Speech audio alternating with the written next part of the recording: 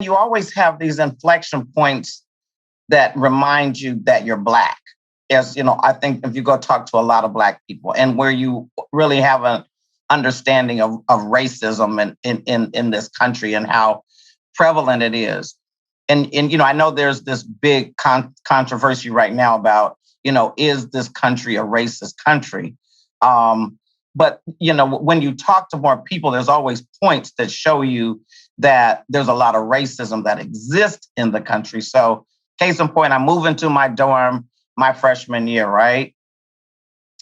And so I live in what's now the towers over there, the two towers, and those were new at the time. And so in those towers, there's pods and there's suites, and there are 4 different pods with 2 beds in each of the bathrooms. You share a bathroom.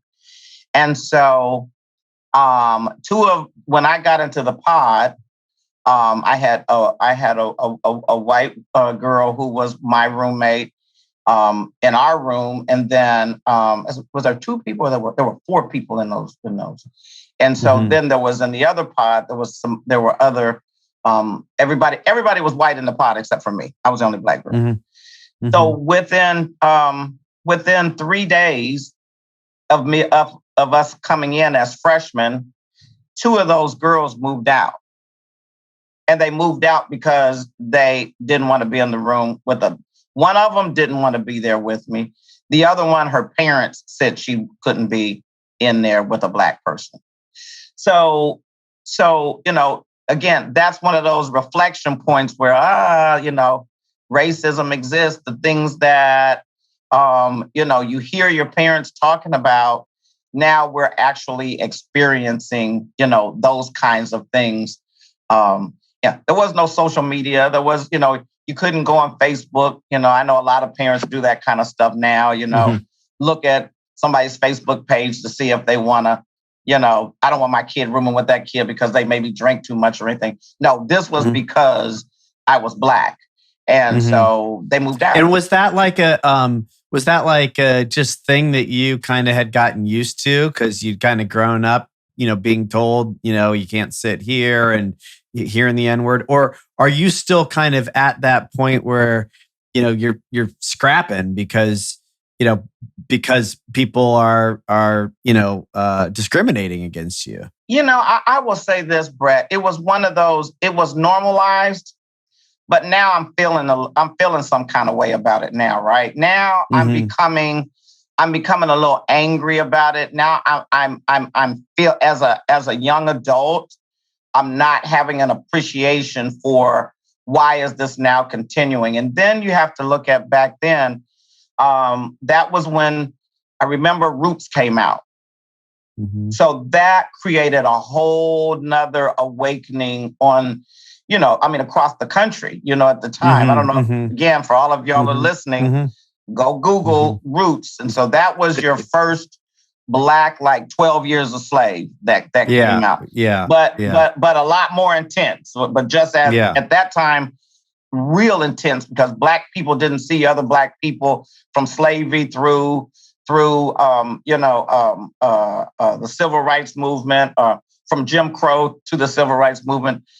And for a lot of us, it was heartbreaking, so now you have young Black people who are angry on a campus with young white folks who are now being blamed for or seen differently. I mean, it really is. And at that time, what they didn't do that, a lot of the college campuses are doing now, they didn't provide forums where you could have critical conversations, right? Because nobody kind of knew what to do with it then. I mean, this was like, oh, shoot, this is the first time, Alex Haley puts this, whatever it was, 8-part series out here.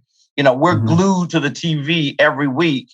And so now I'm getting now I'm angry. Now I'm angry a lot. Now I'm internalizing stuff that is going on. Now it's now having a toll on me as a young athlete. at Ohio State, and one that's successful. Now I have, we have incidences on a bus. We're going to a track meet, and one of our teammates decides that she's going to use the N word on the bus. And now one of my teammates is now fighting her. Now we got now we got a racial divide on our team. We got the white girl sitting in the front of the bus. We got the black girl sitting in the back of the bus. And we want to be in the back of the bus. So this is, you can't come in the back of the bus. This is one time we wanted to be in the back of the bus. Yeah. And the bathroom's in the back of the bus. And so now, and I'm really, this is real talk. Now we're thinking like, don't come back here to use the bathroom because y'all can't come in the back of the bus. So you have to sit there and hold it because now it's going to be an issue.